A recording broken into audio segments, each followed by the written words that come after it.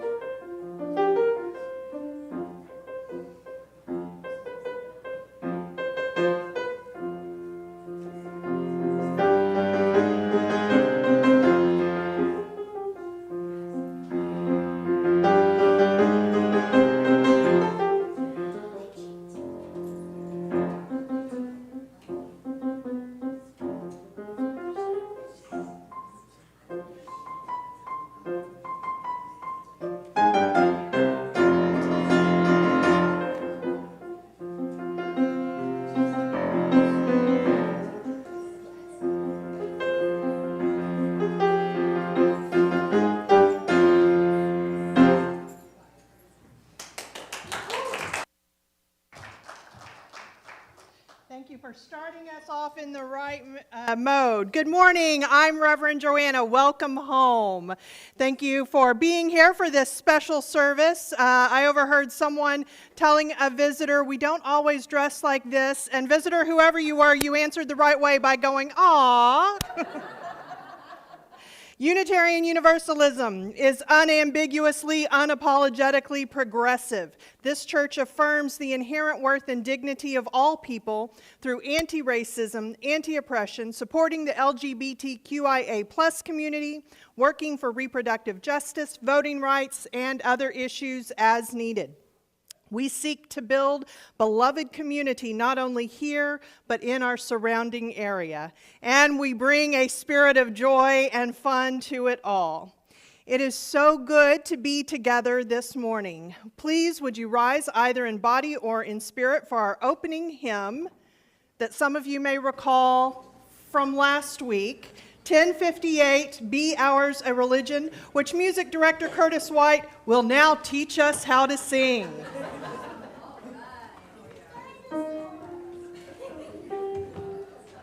Can everyone hear me? Yeah. Okay. So how we're going to do this is you're going to repeat after me, kind of like Simon says. So when I beckon to you, that's your time to sing, and when I beckon to myself, it's my time. Okay? Basically, we're going to go through 1058 if you want to get your hymnals and follow along after me. Be ours a religion which like sunshine goes everywhere. Your turn, and 1, 2. Be ours a religion which like sunshine goes everywhere. Its temple, all space, its shrine, the good heart. Your turn.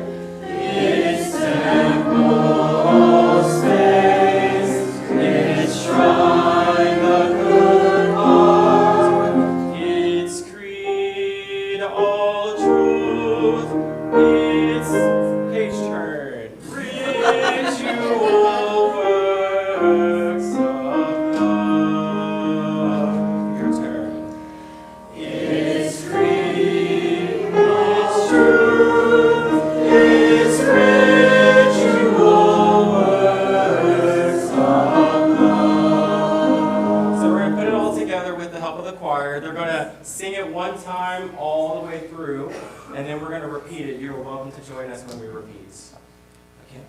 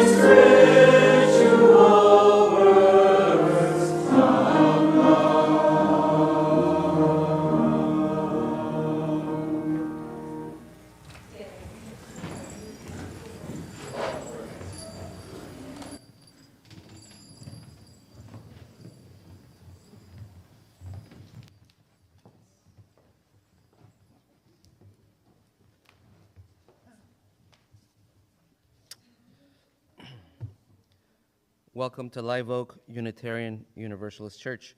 My name is Gabe Jimenez, and the one thing I love about Live Oak is that everyone is welcomed. I'd like to welcome any guests we have today. If this is your first time here, please stop by the visitors table so we can meet you and answer any questions you might have. As part of our mission, we want to enhance the connection between each of us and also with the outside world. You can stay connected with everything happening at Live Oak through our weekly email newsletter. There's a link on our homepage, and during the worship service, no need to put your phones away. We encourage you to post on social media things you hear today, maybe even an invitation to a friend to join you next week. Today, our chalice at Live Oak is being lit by Cassie Jimenez. And now, here and at home, let us light our chalice with these words.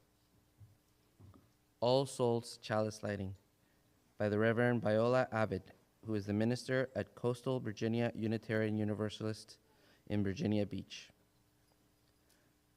As we light the chalice and fully embrace the sacred space created here this morning, please hold in your heart the Unitarian Universalist principle which calls upon us to respect the interdependent web of all existence, of which we are a part.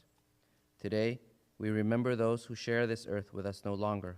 We bear witness to their lives and the roles they have played in ours.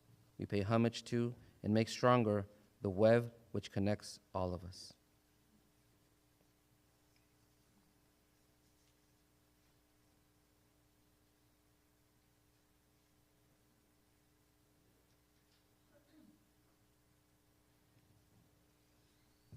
And now if you'll repeat with me. The farmer of all ages, seeking wisdom, doing service, and living with integrity.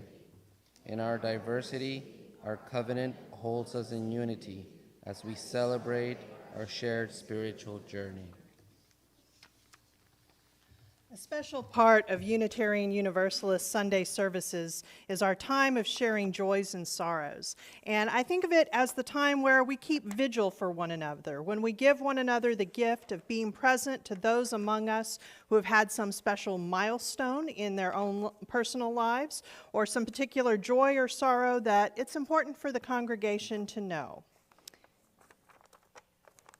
Barbara Cold Iron shares, I'm struggling with health issues with me, family, and friends. Please keep me in your thoughts.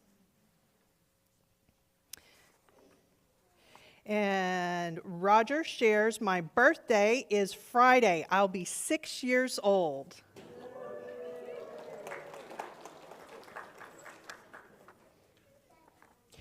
Tina shares that she joins the staff at Austin Central Library on November 21st. Bill Dower gives thanks for everyone who is supporting the coming election in any capacity. And Rin Goss shares, my joy is it is almost Halloween. Yay!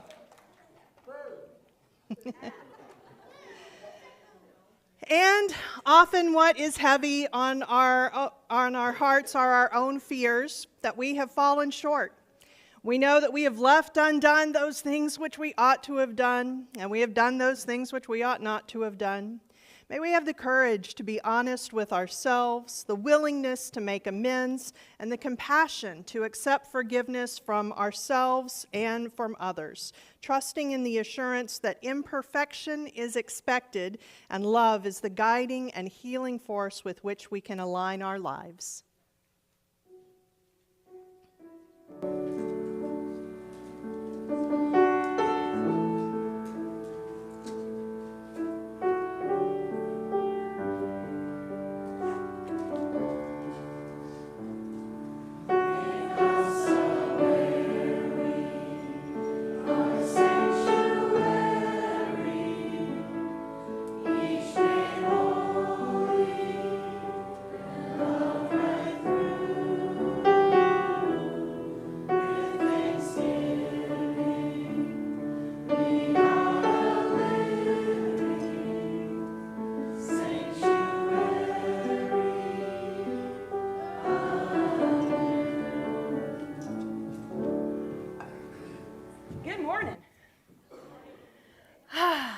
Explorer today. I have my compass, I have my hat, and I have all my pockets.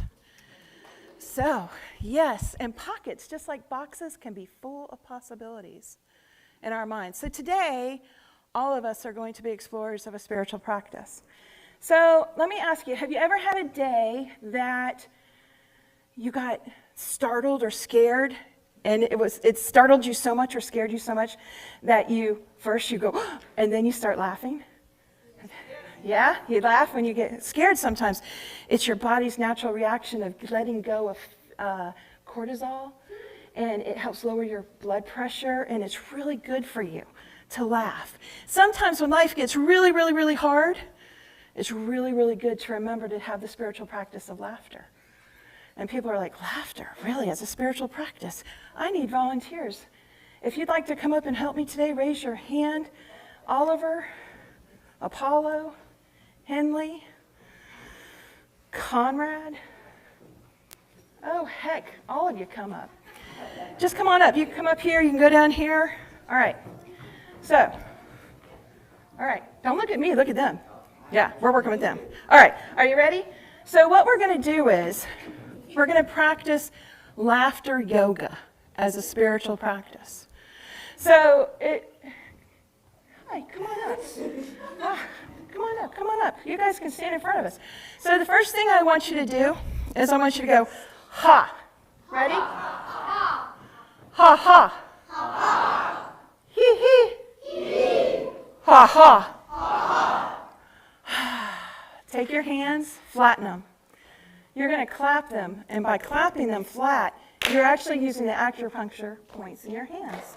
Are you ready? So we're going to go ha, ha ha, he he, ha ha, he he, ha ha. Take a deep breath. And if you've never done that before, imagine you're blowing up a balloon with your belly button. Let's do it again. Are you ready? Breathe it in really deep.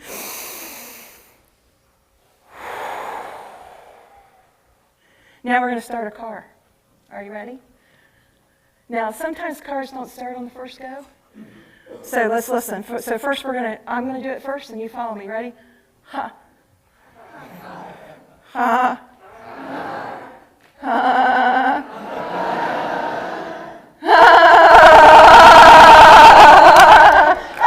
Everybody laugh. Ready? You're driving your car. Breathe from your diaphragm. Laugh from your diaphragm.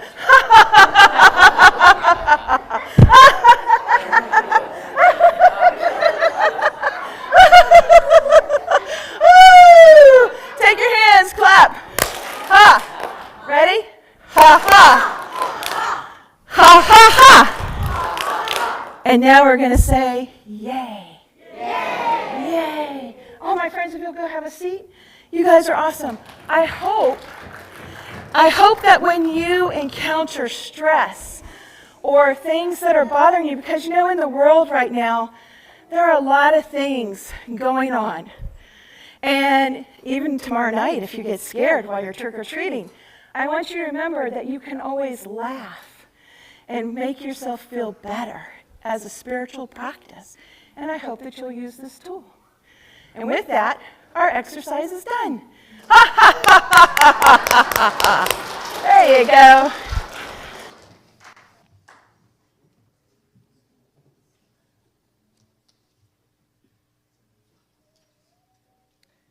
And now if you could please rise in body or in spirit for hymn number 396, I Know This Rose Will Open.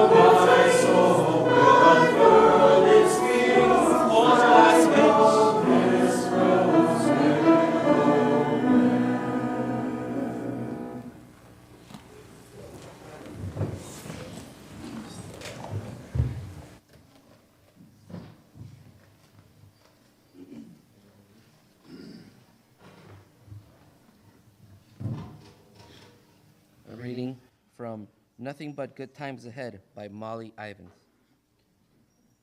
John Henry Falk used to tell a story about when he was a Texas Ranger, a captain in fact. He was 7 at the time. His friend Boots Cooper, who was 6, was sheriff, and the two of them used to do a lot of heavy law enforcement out behind the Falk place in South Austin. One day, Johnny's mama, having 2 such fine officers on the place, asked them to go down to the hen house to rout out the chicken snake that had been doing some damage there. Johnny and Boots looped down to the hen house on their trusty brooms, which they tethered outside, and commenced the search for the snake. They went all through the nest on the bottom shelf of the hen house and couldn't find it, so the both of them stood on tippy toes to look on the top shelf. I myself have never seen been nose to nose with a chicken snake, but I always took Johnny's word for that it will just scare the living heck out of you. Scare those boys so bad that they both tried to exit the henhouse at the same time, doing considerable damage to both themselves and the door. Johnny's mama, Miss Falk, was a kindly lady, but watching all this, it struck her funny. She was still laughing when the captain and the sheriff trailed back up the front porch. "Boys, boys," said Miss Falk, "what is wrong with you? You know perfectly well a chicken snake cannot hurt you." That's when Boots Cooper made this his semi-immortal observation. "Yes, ma'am," he said, "but there are some things will scare you so bad you hurt yourself. And isn't that what we're doing in this country over and over again? We get scared so bad about the communist menace or illegal immigration or AIDS or pornography or violent crime, some scary thing, that we hurt ourselves. We take the odd notion that the only way to protect ourselves is to give up some of our freedom. Just trim a little, hedge a bit, and we'll all be safer after all. Those who think of freedom in this country as one long, broad path leading ever onward and upward are dead wrong. Many a time freedom has been rolled back, and always for the same sorry reason: fear."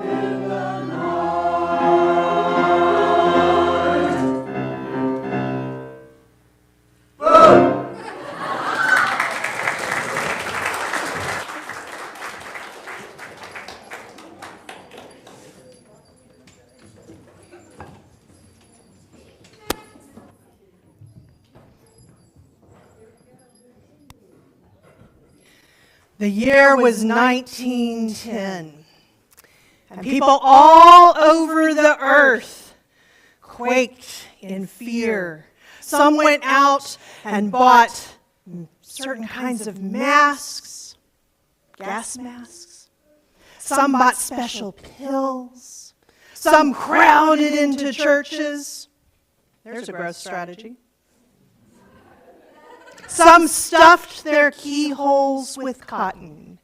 And then around about May, the scary event happened as it was foretold. Does anyone know what this fearsome event was that happened? Close, but no. Comet, very good. I knew there were some scientists in the congregation that were going to get this. Halley's Comet, it comes around about every 76 years. They knew that it was coming, but this year was different from the other years.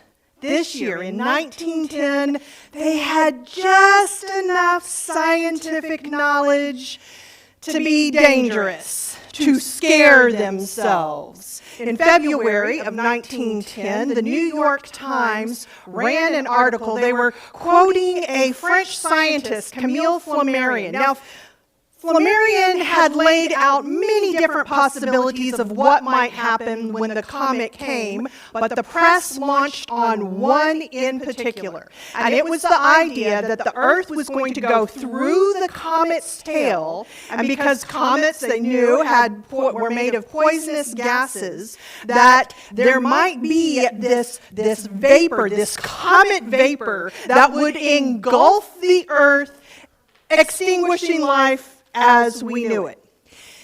Now, right away, there were other scientists that said, no, that's not going to happen. That is not what you have to worry about.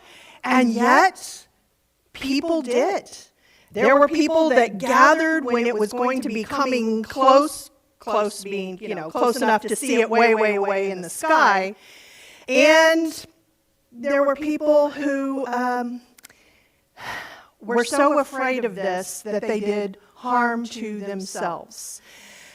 Why? I mean, like we had the information right out there. Why did people choose to believe something so scary? To be fair, it wasn't entirely their fault, because you see, fear is very profitable. Fear sells newspapers, and fear sells the products to try and protect you. My favorite is the actual anti-comet pills. They sold these. You were to take them when the comet came in view. It was like every 2 hours you were to take these pills. They were sugar pills. It was completely a scam. Snake oil, exactly. And yet, we continue to fall for fears over and over again. Now, not all fears are, illegitimate. COVID is real. N95 masks really do protect you. My spouse and I did a lot of hiking in Montana. We were instructed to always carry bear spray. We always did. That is not, some kind of a fake fear. We didn't see any bears, but that doesn't mean that they didn't see us. But again, even though there are some legitimate fears, whenever a fear starts taking over at a societal level, we should always ask ourselves, who profits from this? Did anyone watch Stranger Things this summer? Anyone? Yeah, we got some people who watch Stranger Things. So for those who don't know, Stranger Things is a fictional series set in the fictional town of Hawkins, and it involves these very fantastical, very fictional monsters. But in this last season, there was another storyline. Along with the fictional monsters, the town of Hawkins lost their collective minds at fear that there was a satanic cult working in their town, a violent satanic cult, and that was what was causing all of these problems, all of this violence. That part, unfortunately, is based on reality. The 1980s. Scholars now call it the Satanic Panic. It was when, as a society, all across the United States, but also Canada, England, probably some other countries as well, people were operating on a fear that satanic cults were in their towns, in their neighborhoods, doing all kinds of violence. And this was also, think of this, in the 1980s, this is when you had the rise of fundamentalist churches, and they helped feed into that.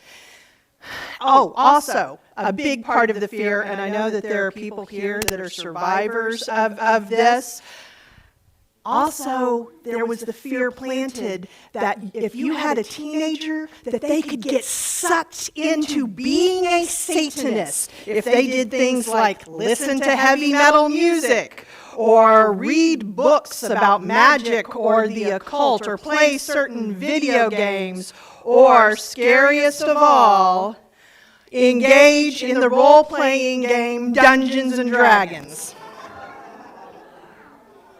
I have never been more proud of the fact that this church actually has a Dungeons and Dragons program. Feeding a few things that people probably believe about us. But how did this all, I mean, this wasn't the 1680s, this was the 1980s. How the heck did this happen? So scholars say this is what started it all. In 1980, there was this book, Michelle Remembers, purported to be completely factual. It was written by Michelle Smith and her psychiatrist, Lawrence Pastor. And it used what has now been debunked, a psychological treatment therapy called repressed memory therapy. I'm sure y'all have heard of it. Do you know that it has been completely discredited? But the book told Michelle's stories of being 5 years old and being tortured, being party to a satanic cult that was at work. And it was filled with lots of details that in later years could easily be proven to be false. Things like her being part of an 81-day satanic ritual, except that if you look at her school records, she was not absent ever for 81 days. Or things like a particular car wreck. There's no record of this. And part of the story also involved bringing in like Jesus and Mary, and those are the things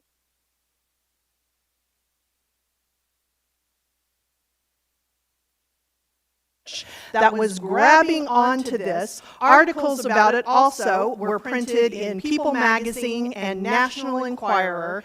And then our society, due in large part to the media, was off to the races. Group presents the Geraldo Rivera Special. Devil Worship. Exposing Satan's underground. This was a primetime special with Geraldo, but it wasn't just Geraldo.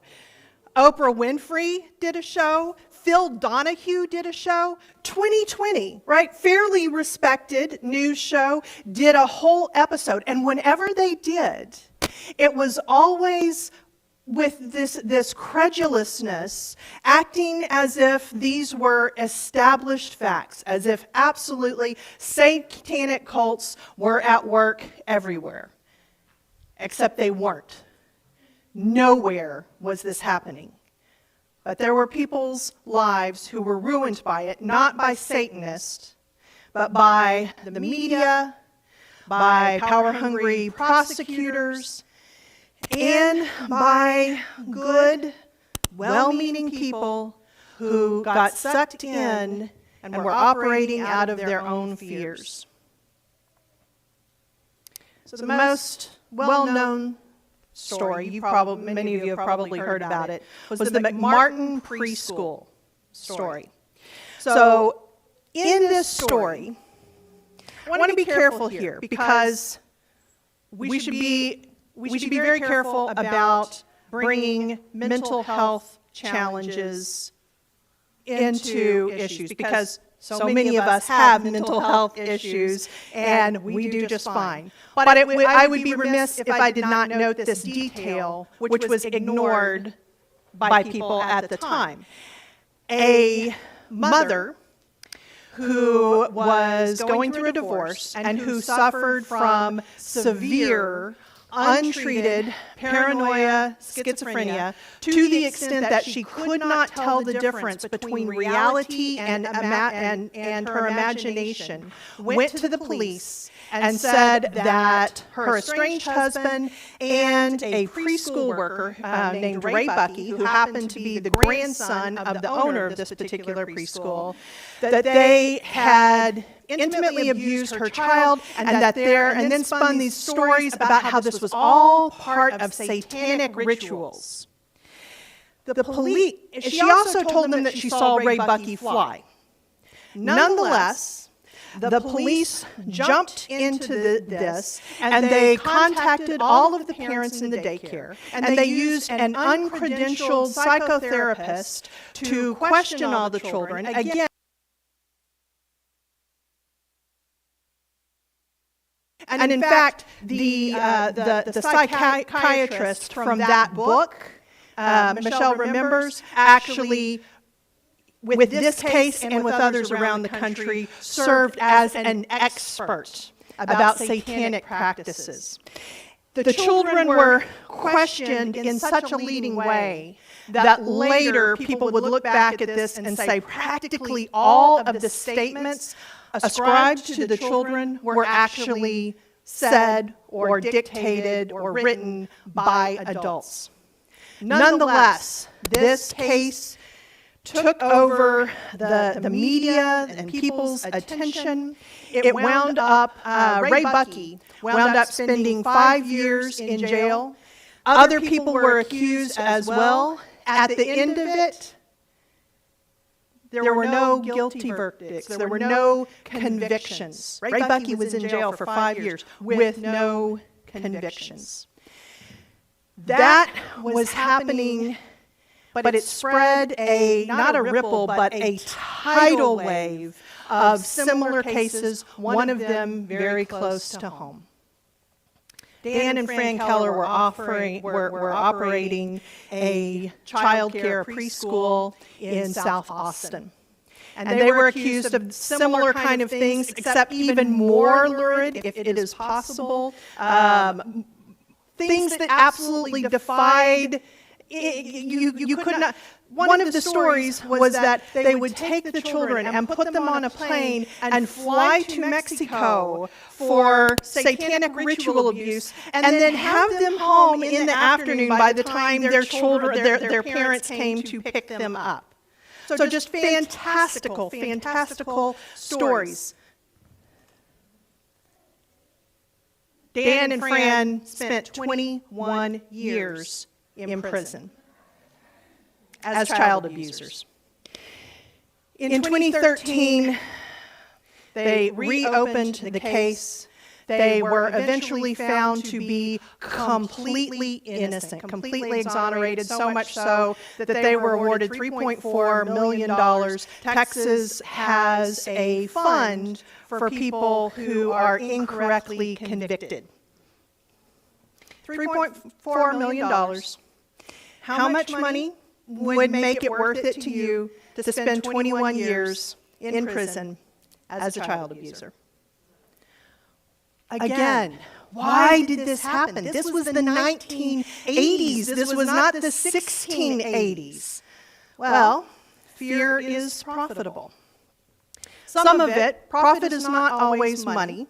Oh, and let me mention this. The FBI in 1992 released their own investigation where they had looked at all of these cases around the United States and found them to be completely, all of them without merit. 2 years later, the National Center on Child Abuse and Neglect, they had done their own research. They said that there were 12,000 allegations.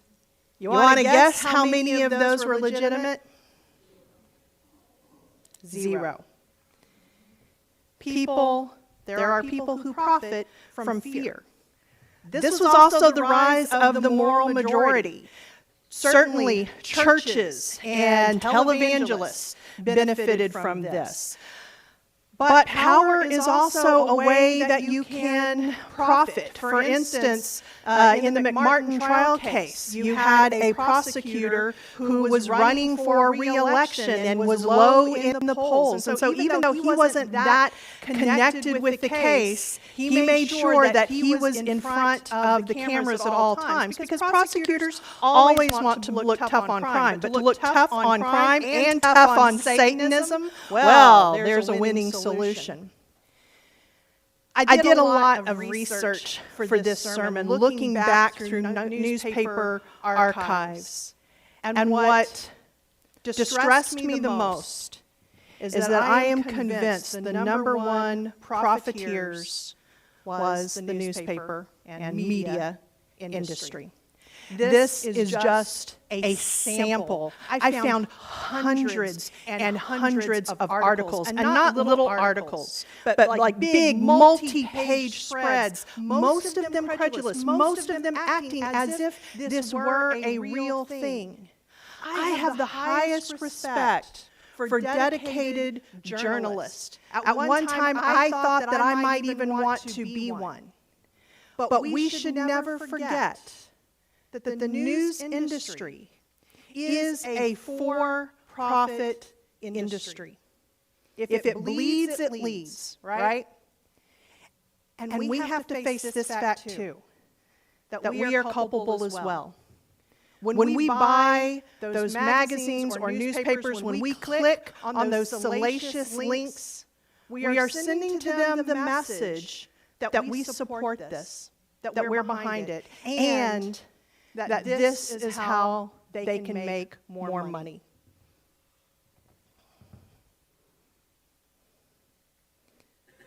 So, in 1972, Stanley Cohen, who was a criminologist and a sociologist, he developed the idea of moral panic by looking at what happens to societies when you have a whole society aided by the media that gets all of our anxiety going to where we are not using our critical thinking skills.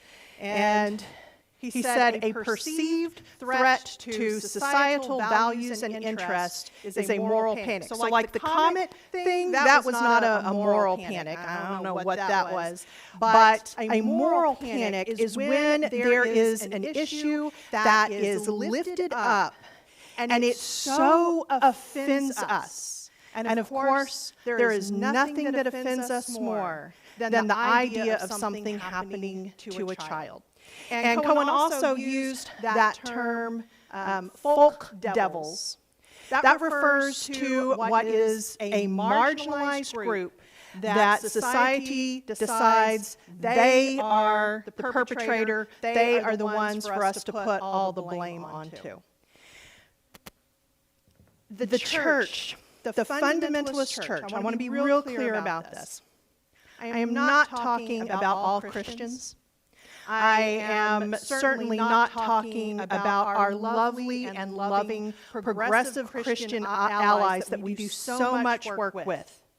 But the fundamentalist church, since the very beginning, has been part of this, right? In the 1600s with the witch trials. I mean, even the Red Scare, they were behind that, right? Because it wasn't just communist, it was, I know y'all know the phrase, godless communist. There are people that right now are trying to stir up in our country a new moral panic. In the 1600s, they would yell witch. In the 1980s, they would yell Satanist. Right now, in 2022, the term that they are throwing at people is groomer. Now, grooming has a very legitimate value, and it's one that all parents, everyone should know about, and that is a method that a would-be perpetrator uses to try to gain trust from a child or their family or even other adults in order to do abuse. Okay? We should all know about that. We should all understand it, know the signs, etc. But groomer is not being used in that way. Groomer right now is being hurled at school administrators and public school administrators and public school teachers and librarians and authors of children's books, authors of young adult books, and anyone in the LGBTQIA+ community who simply exists and lives publicly as our authentic selves. This is happening all across the country. People are going into school board meetings and library board meetings and protesting and hurling that word, and it's happening right here. I somehow got on a text messaging list. I don't think I'm their intended audience, telling me to go vote and who I needed to vote for, and then sending me to a website.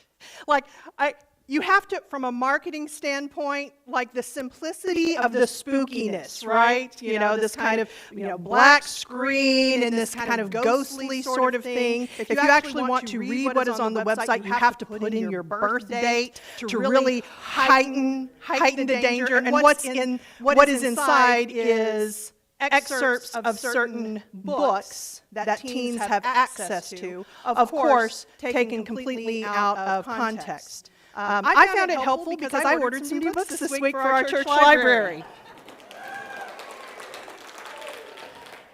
Somehow, CRT, critical race theory, also gets pulled into this. Someone got this flyer handed to them this week. CRT radicals are aiming down Leander ISD schools, and they're getting closer. So you see what they are using to motivate you to shape what you think. Now, there is nothing wrong with trying to shape what people think. We do that, right? We want to change people's minds. We want them to focus on things like love and justice and anti-racism and anti-oppression. The question is, how are you trying to motivate people? Let's get real, folks. We cannot talk about this with talking about a theological issue because, again, what has pushed these moral panics has always been fundamentalist Christianity. They are operating off of a mental model. We all operate off of mental models. And their mental model is based on a very simple, scary narrative. The narrative is this: that there is a supreme being, and it can read their thoughts,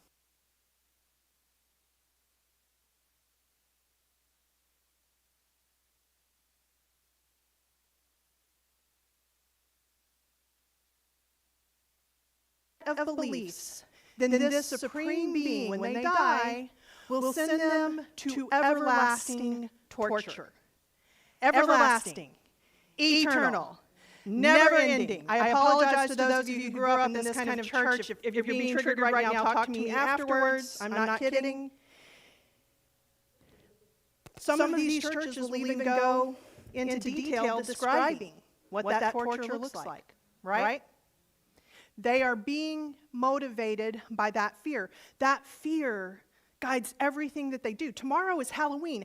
There is no horror movie that could possibly, if you believe this ridiculousness, there is no movie that could possibly be scarier than this. And so they live their lives according to that. They make all of their decisions according to that fear.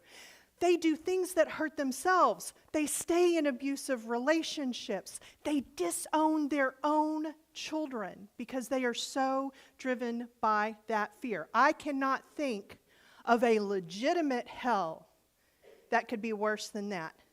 But again, we all operate on mental models. And so if what drives you, if what motivates you is profound fear, then when you want to change someone's mind, when you want to motivate them or manipulate them, what are you going to turn to? Fear. if you are motivated by shame, and you do not do the internal deconstruction of realizing that and rejecting it, then most likely when you try to change people's minds, you will do it through shame. What is your mental model? This vision of hell, I realize that sometimes we do not want to criticize other religions.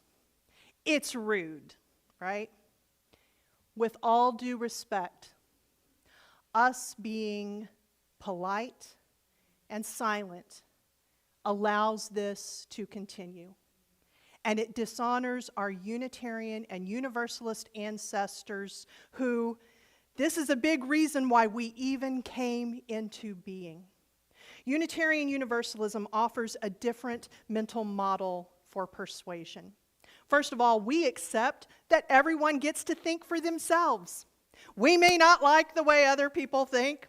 I may not like the way you think. You may not like the way I think. But we acknowledge that everyone gets a free and responsible search for truth and meaning, for making up their own mind. And we operate from an ethic of compassion. We appeal to people's compassion when we seek to persuade. And unlike a vision of hell and torture that drives what we do, we operate from a vision of beloved community. An idea that the world could be so much better if we can just get a little bit smarter and a little bit more loving. When you start feeling your own feelings, your fear bubbling up in you at something that you are hearing in the news, fentanyl described as candy, razor blades and apples, right? We're just redoing the same things over and over again. Whenever you start feeling stirred up, ask yourself, who profits from this? Fear is profitable, but love is more irresistible and more valuable and will always help us make the best decisions.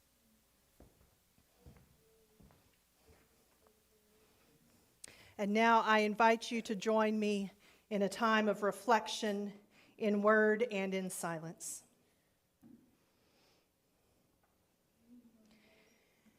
Fear can be nourishment, feeding us with energy and sharpness, pointing out danger, helping us be quick and agile, and teaching us things about ourselves when we dare to ask why it has shown up.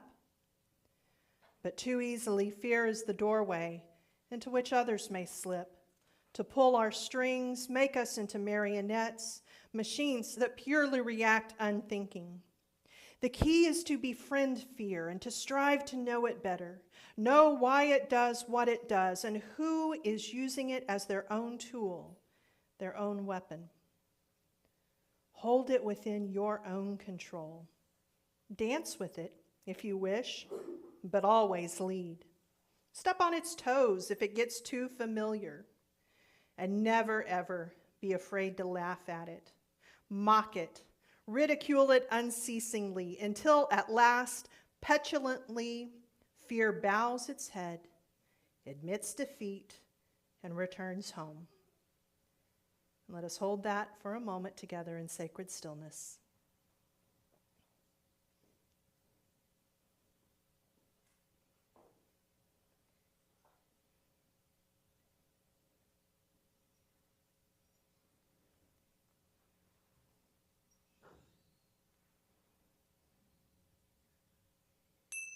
Amen, and blessed be.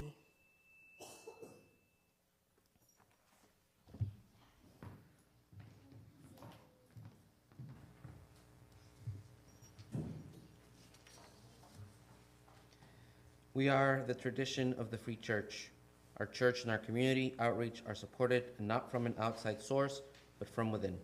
Generosity, therefore, is one of the spiritual values we recognize as central to our personal and our institutional well-being. we share what is offered every week with an organization that upholds our Unitarian Universalist values. This month, we are helping to empower the dream of ourselves, because the fifth Sunday is the building maintenance fund. So, as you all know, maintaining this property costs money. And so the offerings that we receive today go towards that. May an offering be received in gratitude and love.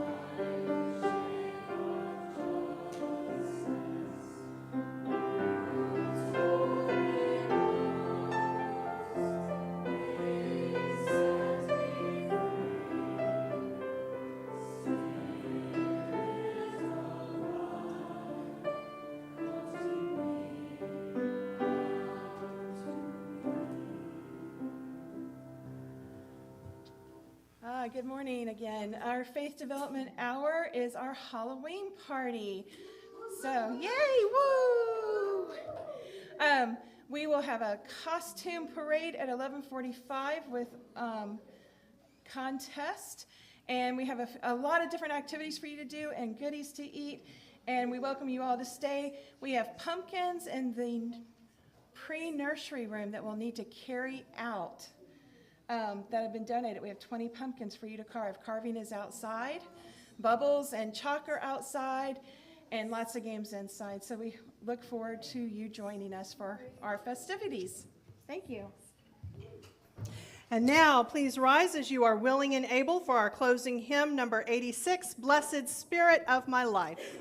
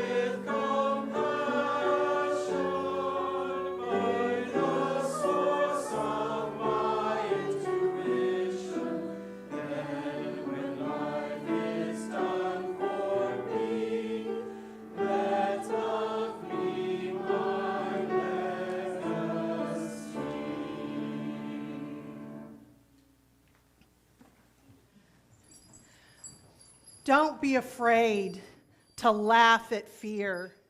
Don't be afraid, especially when it comes to damaging theological ideas like hell and Satan, to laugh at them, to ridicule them. This is a tool that we have. One of my favorite things that has come across the internet in recent years started with this picture where you see these gentlemen with guns clearly wanting to scare people, but spell check wasn't working real well. And so rather than saying loiters will be shot on sight, it says lotters will be shot on sight, and some shoot on sight, and some, I can't even make myself, but some wit, some wag had the perfect response, lotters. A French otter, lotters are not afraid. So whenever you start feeling stirred up, take a good look at this. I want this to be the thing that comes to your mind. Lotters are not afraid. May you know joy beyond measure, and may you distribute love extravagantly, ever assured that even on hard days, life is a blessing. Happy Halloween.